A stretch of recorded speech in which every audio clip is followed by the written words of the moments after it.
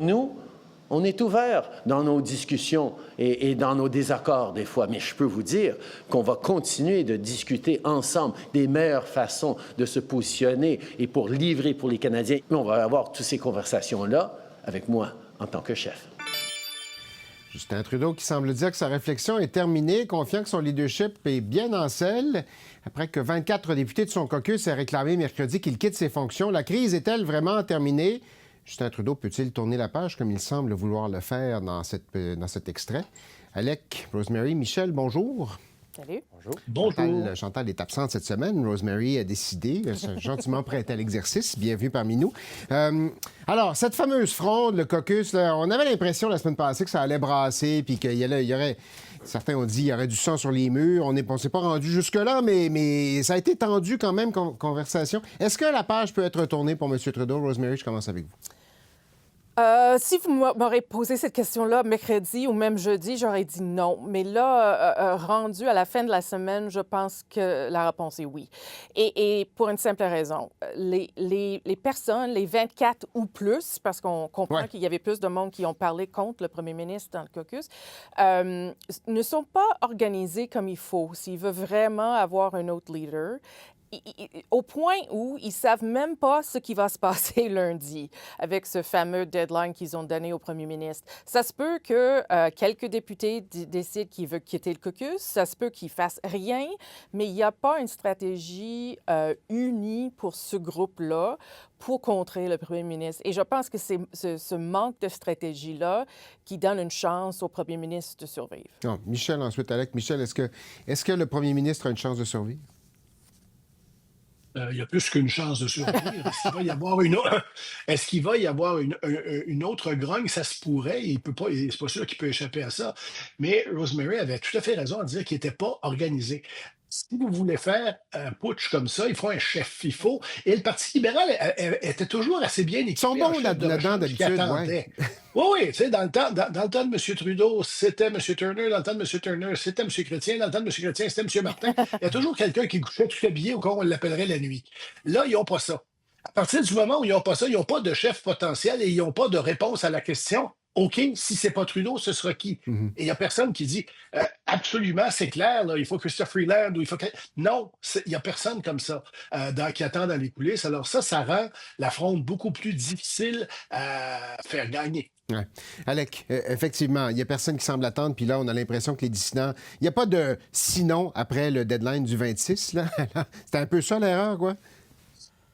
Dans quelle autre partie et dans quelle autre circonstance on a un quart du caucus qui se présente et qui disent on veut plus de ce chef-là et que finalement, il ne se passe rien? Honnêtement, c'est incroyable de regarder ça. Ce qui a valu toutes sortes de surnoms. Plus la semaine avançait, plus les dissidents, les rebelles avaient des surnoms. Moi, je les ai surnommés les mutins coquins à un moment donné parce qu'on ne sait pas trop où ils s'en vont avec ça. On n'est pas loin de Noël aussi, ça va bien. L'esprit de Noël. Fanny Olivier, notre collègue, a contracté les mots mouton et mutin. Elle a fait des moutins en disant ils vont rentrer dans le rang. C'est quand même incroyable de penser là, que autant de gens disent à un chef on ne veut plus de toi et qu'il ne se passe finalement rien. Ça montre à quel point c'est tout croche comme fronde, qu'il n'y a effectivement pas de successeur désigné. Justin Trudeau dit « tout le monde est uni ». Mais non, tout le monde n'est pas uni. Il y a clairement beaucoup de députés insatisfaits. Est-ce que demain, lundi, il va se passer vraiment quelque chose? Je ne le sais pas, mais j'ai de la misère à voir qu'il ne se passera plus jamais rien. Comme si ces 24, 25, 30 personnes-là allaient soudainement disparaître comme par enchantement. Je me dis, est-ce que c'est un plan de repli puis ils vont revenir à la charge plus tard? Est-ce qu'il y en a quelques-uns qui vont démissionner ou quel cas, en siégeant comme indépendants, vont déclencher une nouvelle crise? J'ai de la difficulté à vraiment me dire c'est terminé parce que ça se produit jamais comme ça habituellement. Ça ne se termine pas en jasant, en groupe, puis il se passe plus rien après. La politique n'est pas faite comme ça. Alors j'avoue qu'on est dans de l'inédit. J'ai l'impression qu'il a repoussé ses problèmes à plus tard, Justin Trudeau, qui a probablement gagné cette manche-là, mais je ne peux pas croire que ces 25 personnes-là ou 30 personnes-là vont juste se dire « Parfait, on s'en va en campagne électorale comme si de rien n'était. Il Ouais. me semble que ça se peut pas. Rosie, oui. J'allais juste dire que, sauf que ça s'est déjà passé. Ça fait 1 an ou plus là, que Justin Trudeau rentre au caucus et qui entend du monde, moins de monde, c'est sûr, mais du monde exprimer leur frustration avec lui, avec son cabinet, avec son plan, avec son manque de stratégie pour l'élection. Et chaque fois, il sort de ce caucus en disant « on va vous revenir avec un plan ou quelque chose pour vous rassurer ». Et il dure encore, il vit encore. Alors, moi, j'ai de la misère à croire que si ces personnes-là ne veulent pas se montrer en public et donner leur nom, à part les 3 ou 4 qu'on connaît, que ça risque de ne mettre aucune pression sur le premier ministre. Et eux, le Parti libéral, ils vivent ça comme un exercice de thérapie, comme si on donne toutes nos émotions derrière les portes, on peut se réconcilier et recommencer. Et moi, j'ai l'impression que, rendu là, c'est ça qui va se passer. Oui. Évidemment, le temps file aussi, Michel, là-dedans, hein, parce que là, il y a un échéancier électoral qui s'en vient. Il commence à manquer de temps pour changer de chef aussi, à un moment donné. M. Trudeau a-t-il quand même quelque chose à faire pour tenter de calmer la donne ou montrer qu'il a entendu les doléances de ses collègues cette semaine? Je ne sais pas si ça va calmer le jeu, mais il y a un remaniement ministériel à faire, ça c'est clair. Alors, ça c'est une carte qu'il a dans son jeu. D'autre part, là, on nomme les nouveaux directeurs de campagne, etc. Donc, l'espèce de nonchalance qu'on reprochait au premier ministre n'est plus nécessairement là. Alors, on verra ce que ça donne, mais vous savez, à partir du moment où un chef voit le quart de son caucus dire « faut que tu t'en ailles », les regarde dans les yeux et dit « je ne partirai pas ». C'est assez difficile de sortir Manu Militari vers la porte. Là. Ouais. Je pose la question, Alec, j'ai l'impression de connaître la réponse, mais est-ce que M. Trudeau sort affaibli de tout ça? Bien sûr qu'il s'en affaiblit de tout ça. Bon, vous allez me dire, il n'y avait plus grand-chose à perdre, étant donné que dans les sondages, il est pas mal déjà dans la cave du classement, mais quand même, vous avez qu'à regarder Pierre Poilievre et François Blanchet, Jack Meeting se promener en disant, voyez, il est divisé, ses propres troupes n'ont pas envie d'aller faire campagne avec lui. C'est sûr, ce qui fait le plus mal en politique, c'est les tirs amis. Là. C'est ceux qu'on a dans notre propre camp qui nous tirent dessus. Parfois, c'est sur des grandes politiques publiques, hein, puis ça fait mal parce qu'il y a des gens qui ne sont pas d'accord avec nous, qui sont normalement favorables à notre cause. Ça peut être dans le cas d'une équipe aussi la même chose. C'est-à-dire comment on fait pour dire aux Canadiens, on est l'équipe qui peut battre Pierre Poilievre, je suis l'homme de la situation. Si vous avez des gens qui vous aiment, qui pensent que vous n'êtes plus l'homme de la situation, évidemment que ça commence à être plus compliqué de passer le message et que les partis d'opposition vont en profiter. C'est la base de la politique. D'abord, avoir un caucus et un cabinet, un conseil des ministres loyal. Ensuite, on peut essayer de convaincre les Canadiens de voter pour nous. Si on n'a pas cette loyauté-là avec ses propres troupes, comment c'est difficile de demander aux Canadiens de leur faire confiance? Non. Vous parliez de... On va voir ce qui va se passer lundi, puis au prochain caucus. Peut-être qu'on en reparlera la semaine prochaine, on ne sait jamais. Vous parliez de grande politique publique, une grande politique publique qui a connu un petit recul la semaine dernière, c'est toute la question des cibles en immigration. Michel, le gouvernement Trudeau a révisé, mais pas juste un peu, là. On a révisé la cible de 100 000, 105 000 en moins. C'était devenu, quoi, incontournable pour le gouvernement d'aller dans cette direction-là? M. Trudeau voit comme des sondages comme nous et il voit que M. Poilievre marque des points sur la question de l'immigration. Alors, il a essayé de rendre sa politique d'immigration Poilievre compatible, appelons ça comme ça, là, faute d'un meilleur terme. Mais en même temps, il y a une contradiction énorme dans ce que le gouvernement dit et dans ce qu'on entend du milieu des affaires actuellement. M. Trudeau a dit pendant l'annonce, écoutez, si on n'avait pas fait ça, la porte ouverte aux travailleurs temporaires, on aurait eu la pire récession de notre histoire. Et c'est probablement vrai.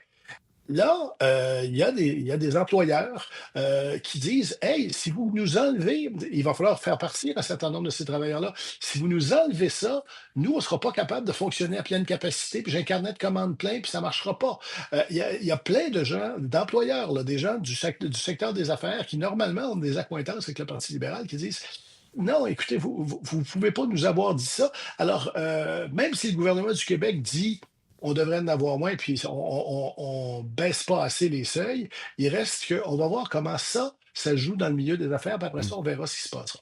Rosemary, Mark Miller était à l'émission un peu plus tôt, vous l'aviez aussi à votre émission. Il semble être préoccupé par le consensus canadien beaucoup, hein, dans cette décision-là.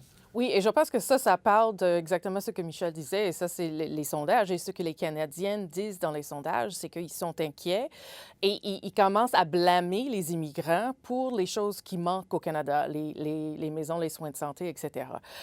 Et ça, c'est dangereux. Ça, c'est très dangereux, mais je pense que c'est aussi pour ça que le gouvernement fait ce changement. Et non pas parce que c'est une politique qui nécessitait nécessairement un revirement aussi grand. Je pense que c'est surtout les sondages et l'impression publique qui les poussent à agir comme ça. Le danger, là, c'est que les provinces aussi, on met Québec à côté parce que c'est un peu différent au Québec, mais les provinces aussi sont inquiets. Alberta, Ontario, les provinces de l'Atlantique, ils ne savent pas comment ils vont gérer le manque de travailleurs dans leur marché. Et ça risque de causer des problèmes et des défis réels pour les provinces. Et ça va être intéressant de voir comment Justin Trudeau gère tout ça aussi, je pense. Ouais. Alec, Rosemary a mis le Québec de côté, mais parlons-en du Québec parce que je suis pas certain que la conférence de presse à Ottawa était terminée, que Jean-François Roberge était déjà en train de taper sur la politique du gouvernement. Est-ce qu'il y a un scénario où ces deux paliers de gouvernement-là vont être capables de s'entendre à un moment donné là-dessus? Non. Bon. Non, puis je pense qu'aucun des deux a vraiment envie de s'entendre sur cette question-là un peu ça, pour ouais. pour des raisons complètement différentes. C'était, si on suit, là, parce que ça fait quand même un moment que le changement de cap est commencé à Ottawa. Si on suit ce que Mark Miller et Justin Trudeau font depuis déjà le printemps dernier, c'était l'aboutissement logique. On avait déjà touché à tout ce qui est demandeur d'asile. On a imposé des visas aux Mexicains. On a fermé le chemin Roxham. On a beaucoup resserré l'octroi de visas à certains pays, notamment en Inde, où on avait beaucoup de demandeurs d'asile. On en octroie encore, mais on a vraiment resserré les critères. Et donc, les demandeurs d'asile, on a l'impression d'avoir fait une bonne partie du travail, peut-être pas aux yeux de François Legault, mais dans la machine étatique, on a dit on a fait un travail là-dessus. Travailleurs étrangers temporaires aussi, on avait commencé à imposer des mesures. Alors, on ne peut plus avoir 20 de sa main-d'œuvre qui vient de l'étranger. On a fait tomber ça à 10 Il y a des critères de salaire.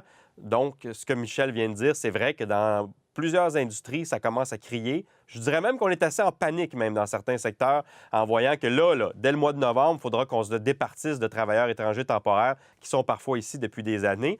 Donc, on avait aussi bougé sur ce côté-là. Il restait quoi? Il restait les cibles d'immigration permanente, dans le fond. Il restait les résidents permanents, où là, on avait encore des cibles à 1,5 million par année. On les a descendus. Donc, les 3 secteurs de l'immigration, maintenant, ont eu de nouvelles mesures pour essayer de contrôler l'afflux de migrants, d'étudiants, de travailleurs étrangers, de résidents permanents. Donc, c'était l'aboutissement logique. C'est sûr que c'est surprenant pour un gouvernement qui nous a dit le contraire pendant des années et qui avait envie d'en faire une carte électorale à un certain moment. Oui. Chez les libéraux, on se disait, on va parler d'immigration de manière positive, comme ça va nous démarquer de Pierre Poilievre. On s'est rendu compte que ça ne marchait pas, cette carte-là, qu'on n'était pas capable de faire le contraste avec Pierre Poilievre sur l'immigration. Alors, on s'est rendu aux arguments de ceux qui disent, on a une crise du logement, ça met de la pression sur les garderies, ça met de la pression sur les hôpitaux, puis il faut diminuer le nombre de travailleurs ou de résidents permanents qui viennent de l'étranger. Restons à Québec, toujours avec le gouvernement Legault. Une autre carte qui a été pas mal plus compliquée pour lui à jouer cette semaine. Je vais m'adresser aux deux Québécois dans les boîtes ici. Commençons par vous, Michel. Qu'est-ce que vous comprenez de cet entêtement de M. Legault dans le dossier des écoles religieuses qui dit, bon, la laïcité, oui, mais pas question de ne pas financer les écoles à caractère religieux? C'est un peu compliqué, puis c'est un peu contradictoire dans la bouche de M. Legault. Quand on a passé la loi sur la laïcité, on a dit plus de religion dans la sphère publique. Point. Pas dans l'espace public, mais dans l'État et dans le secteur public. Là, on a vu encore vendredi un tweet de M. Legault qui dit le problème, c'est pas les écoles, c'est que l'islam rentre dans nos écoles. Alors, on a passé un grand temps à dire c'est toutes les religions, c'est tout le phénomène religieux qui doit être ailleurs que dans la sphère publique. Puis là, on dit le problème, c'est une religion, c'est l'islam. Ça va être. Il va falloir que M. Legault réconcilie ça avec son discours antérieur parce que c'est pas ce qui avait été dit quand on a passé la loi sur la laïcité. Mais il va falloir aussi qu'on fasse un état des lieux.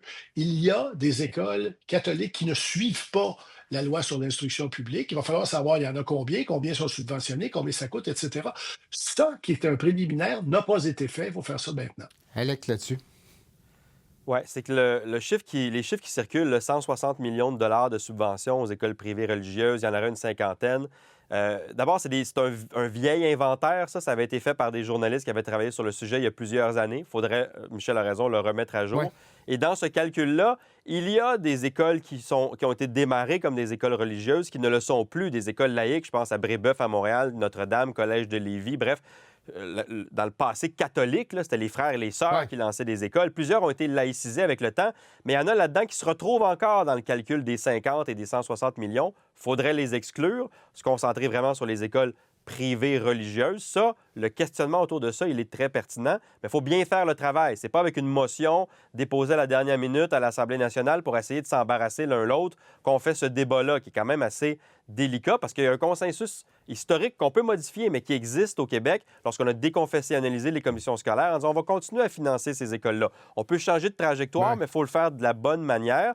Et ça, peut-être qu'on est parti...